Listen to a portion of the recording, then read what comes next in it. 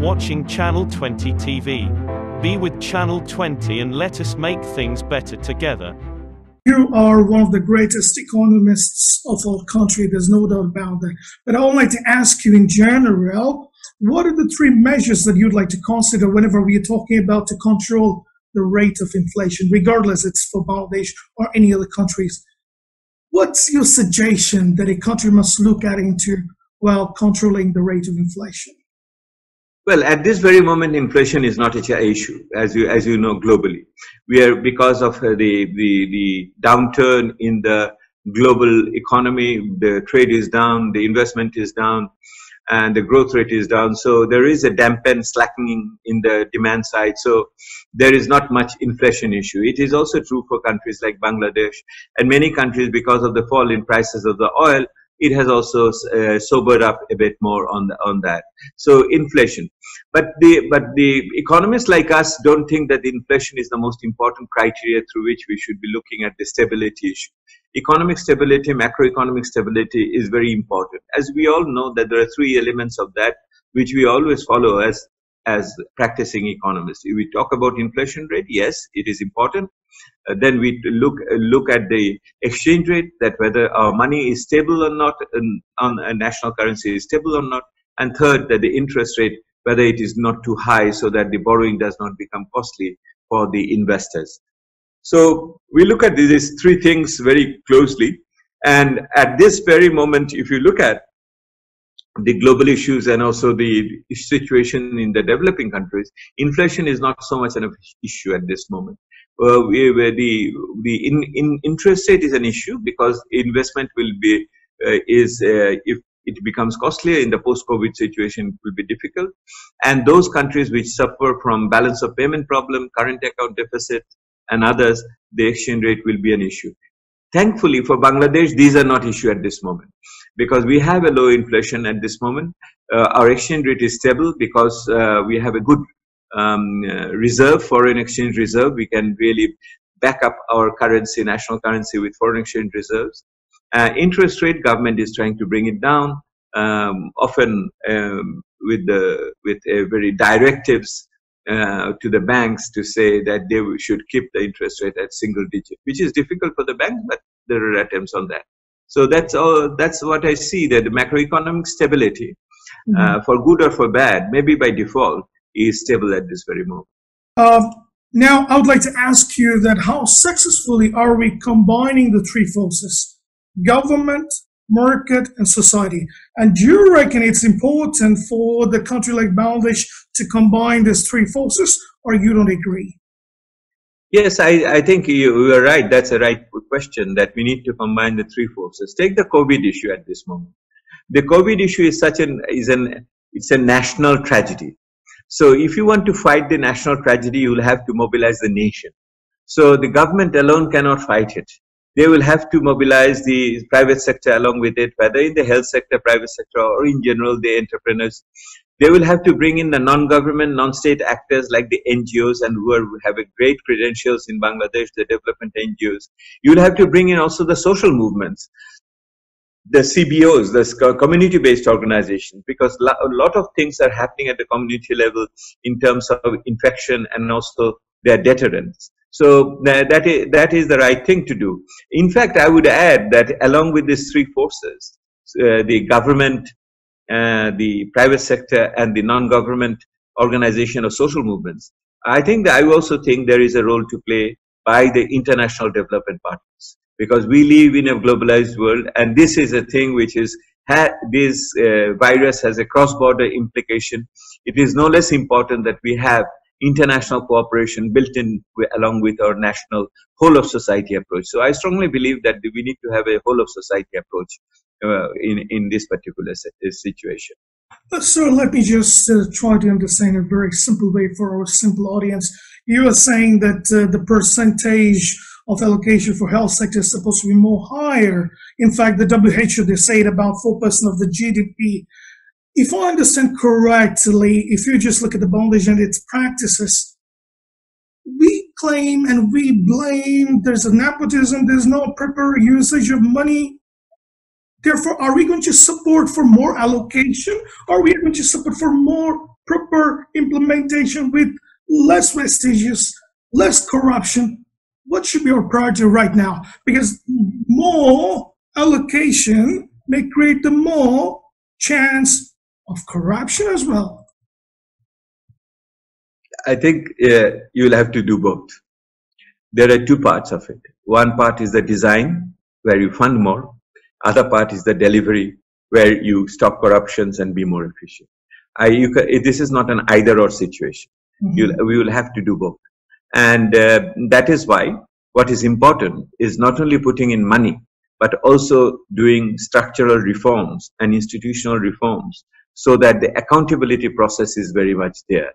So the citizens can have a voice, the local government can have a voice regarding what is happening, and at the top level there will be a sheer no tolerance, zero tolerance towards corruption and overpricing of procurements and other things over there. And disclosure, more accountability towards the citizens, and particularly community level involvement. These are some of the ways the world has tackled it. If others could do it, we will be able to do it too. Now, if you look at about the stimulus package, all the world leaders from different countries that came up in front of the public, they announced the stimulus package. Something happened with the Honorable Prime Minister Bangladesh, Sheikh Hasina. She also came up in front of the public. She gave a statement and she announced the stimulus package. My question to you, Dr. Debapriya, what you reckon, how beneficial, realistic, and effective this stimulus package is, which is announced by the Honorable PM? I think the stimulus packages are in the up to a point right direction. You see, what needs to be done in a situation like this, in a country like Bangladesh, is that, and the Prime Minister has set out the 4 objectives, which I find quite acceptable and quite proper. So the first one is that you improve the expenditure of the states, that state spends more. Second is that you provide incentives to the enterprises essentially through credit subsidy.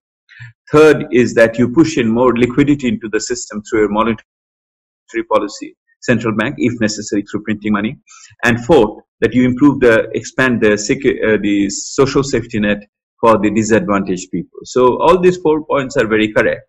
And in order to support each of these 4 points, the government has come up with different schemes over there. So you see, in case of the expenditures on the budget, wanted to expand that, the public expenditure ratio up to almost 18%. Whether they will be able to do it or not, that's another issue. But that was the aspiration. If you look at the incentives given to the enterprises, they're starting from the garments to all others, to small and medium enterprises. The interest subsidy is given is altogether almost 0.5% of the GDP over there. The recent budget has also expanded most of the ongoing social safety nets program, whether it is the widowed woman, whether it is the senior citizens, whether it is people who are living in the remote places, and also the other groups of disadvantaged people. So although they didn't really increase their per person rate of allowances, but they have expanded the coverage in certain ways. On the fourth one, on the monetary policy and etc., the government is really, wanted to push in more money. They have already 70,000 crores of new taka have been pushed into the economy. The central bank has changed some of the procedural requirements for cash reserves ratio and statutory reserve ratio, so that, and have bought back the bonds which were available with the private sector earlier, or the institutional buyers, and to, as a result, to give more money into the system. Although the government may end up borrowing itself quite a lot to cover its fiscal deficit in the future. So I would say that all these issues together have put a package in front of us, but how do you really deliver it? That is another issue. You know, there is a mismatch, as I said, between the design and the delivery. So the delivery issue is that there are institutional leakages. So even if the Prime Minister wants to deliver 2,500 taka to 500,000 people all over Bangladesh, these faceless, nameless people, we do not have an adequate database for that. And but you do that, but you find that there are unscrupulous people who are putting in, names against their own family members or close ones, and etc. And more importantly, but to cut that down, what is being done, Bangladesh is doing, I think, spectacular work in this area, is to use digital financial services and to try and cut off the intermediaries and transfer the money straight to the people from the government exchequer. This is a huge undertaking. I think Bangladesh is possibly the biggest digital financial transaction place now, if you don't take into account India, China, or Nigeria for that matter. So it is a big place in that way. But even there are ways. Bengali intelligent, unscrupulous people can really find ways how to make money out of it by putting one telephone number against 100 people. But that's a matter of, you know, scrutiny and accountability, which we are coming around as we learn to play one intelligence against the other. Yeah, there is always room for improvement. There's no doubt about it, even for Bangladesh, even for America, even for the world-class economy country.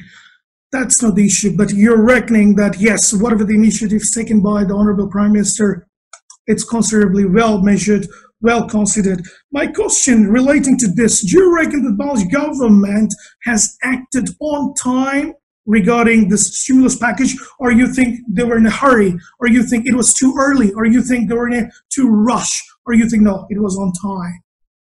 No, I don't think the incentive package came out too late or too early. It came out just the time. But the problem is that the government was slow to react to the coronavirus in that way, because the first coronavirus was located on 8th of March. I think the first death was on 18th of March.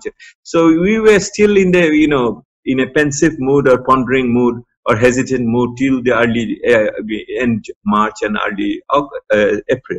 So I think we could have responded to it much earlier with more intent and more force and with more clarity in this case.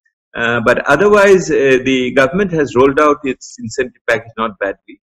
But whether those incentive package really worked at the or effectively implemented or not, that's a different question altogether. Because then, as I mentioned, that the banking sector has its own weaknesses, and they may not like to give that money to somebody because they will never get that money back. So who exactly is going to guarantee those kind of things, even with a subsidized interest rate? Those issues are very much there in the mind of the bankers and etc. What is important here to note, two things. One is the government used the monetary policy first more than the fiscal policies. That it used the banking sector first much more extensively, and printing money for that matter. So then, in terms of spending money from its own exchequer, but the spending money from the own exchequer, it was difficult because our tax GDP ratio is very low, so we do not collect enough domestic resources in order to spend by the to disburse by the government. So that was a major problem. The second one was that the initial, since it was a monetary policy, it was instant interest subsidy, it was more directed towards the enterprises, toward the private sector, not towards the left behind people, not to the disadvantaged people. That came much later in that way. That may be the second criticism one can talk about. I hope this is being corrected as we move. Thank you. Fair enough. And normally we do not get much appreciations from the voice of the economist, but luckily we're getting a lot of appreciations and acknowledgement from you on the government. No, this is not a question of this is sometimes it's not a question of appreciation or criticism. I look at it whether we put it on the basis of objective truth, on basis of data and other things. So whether they're good, they're in the right line, in the right direction. Could we do better? Yes, we could do better. And should we improve? Yes, we should improve. And from the point of view of that improvement, one would really like to look at the things. Sometimes, in Bangladesh and elsewhere, they could talk about these things as the dilemma of the glass half full or half empty. Yeah. So that is a dilemma in that way. Some emphasize the half full part, some emphasize on the half empty part. Yep. So but does that mean that the half empty, those who emphasize the half empty, they're being negative? I don't think so. They're getting negative. I think they're more aspirational. They want more. I think that is the unfulfilled aspiration is really expressed through that. And those who say that is half full and emphasizes on that, they're just being too patriotic and too protective about our country.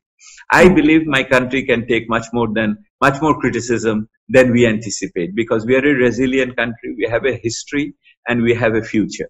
So in that sense, I don't feel at all insecure to make any criticism about my country. That doesn't make neither my country small, nor it undermines our achievement in certain ways. True, rightly said. And also, the environment is favoring you to express your feeling, express your thinking as well.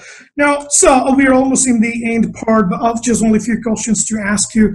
If you can kindly share with our audience, please. What do you reckon, if I ask you to evaluate Bangladesh government's overall governance system in the last 12 years, how do you like to evaluate? Shortly. I think the government, when it came to power in 2010, I have said that I'm on record on this, that the first 3 years we saw more enthusiasm, more spirit, more dynamism in terms of reforms. You remember the government came with a charter, a vision document, and our Center for Policy Dialogue, we prepared a vision document prior to that, which had has a lot to do with the second one, the political one. The issue is that was a moment of high hopes and etc. Somehow it got dissipated down the line. So what is important now for us is to gain back the energy in the post-COVID state, to go back to those roots and find what are the reforms we should have done and we didn't do. Whether it starts with generating more money for our government, because if you really have 6 or to 8% growth, you cannot have an ailing tax collection system which does not give you more than 10% of the GDP. So either your numbers are not correct, or you're failing to, or your system is weak. We didn't really know how to spend our money, the impact of the public expenditure of so much of that, whether it's really benefiting the people or not. We need to assess that. It is not just spending money, but to get good value for money. Similarly, if you look at the banking, any economy has two lungs, and I call that two lungs are that one is your banking sector, the debt market, another is your capital market, the stock market. So if these two lungs are not really functioning properly, how the economy is going to be? So we have these two ailing lungs with us. We need to treat them in the right way.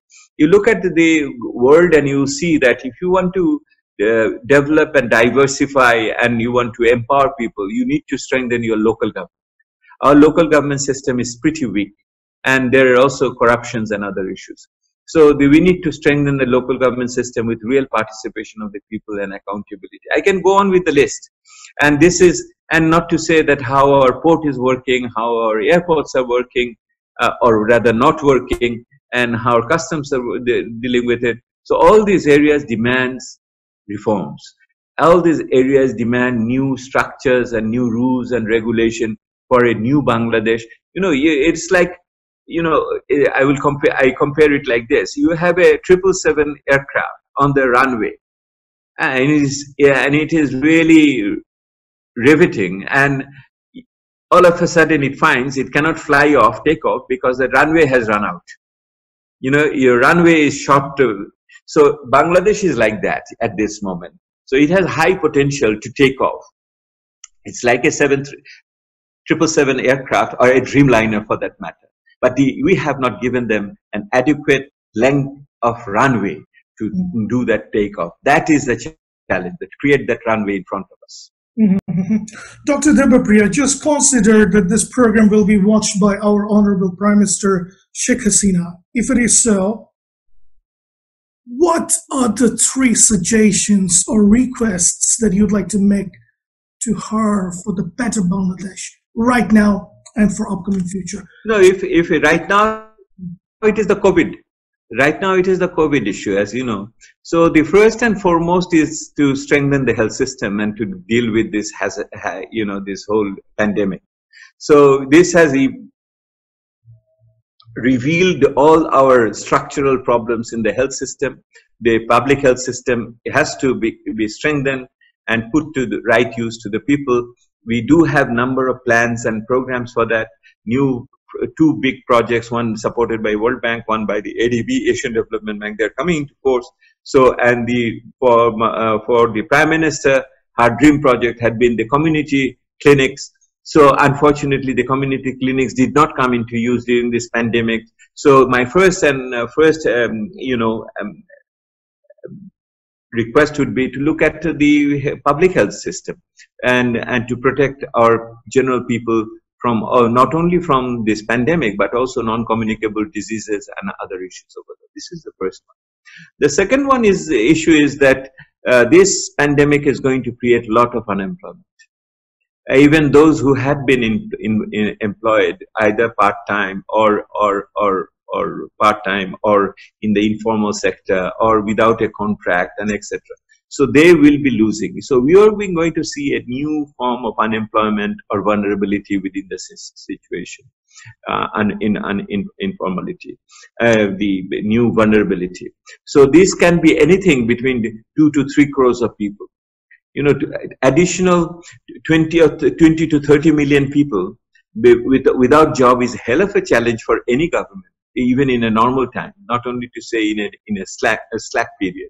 So thinking of a new employment strategy will be an important one, particularly for these new kids coming out from the university fresh, and they are not being able to sustain themselves because of the COVID.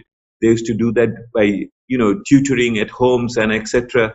Those sources of incomes are closed, and those houses are closed in many ways because the head of that family may have lost a job. So it's a very critical situation. So the second part is to take the issue of employment very, very seriously in that way. And the third issue would be the world is changing, and Bangladesh is a globalized economy. And the two major hits we are going to take is one is from the export fall of our garment sector and the return of our migrant workers. And the migrant workers in huge number will be coming back soon as the air traffic challenge starts. Already we are seeing that our Bangladeshi migrant workers are sent back from Middle East by chartered flights. So this is an important thing. How do we, and then of course the foreign direct investment issue is over there. So how in the changed world we are going to realign ourselves, our foreign economic relationship, and with being located between two big growing economy. I call them Chindia, China and India, Chindia, and Bangladesh in between, to be the bridge of this to how do we use it to our advantage in the future. So the health, employment, and strategic integration with the world.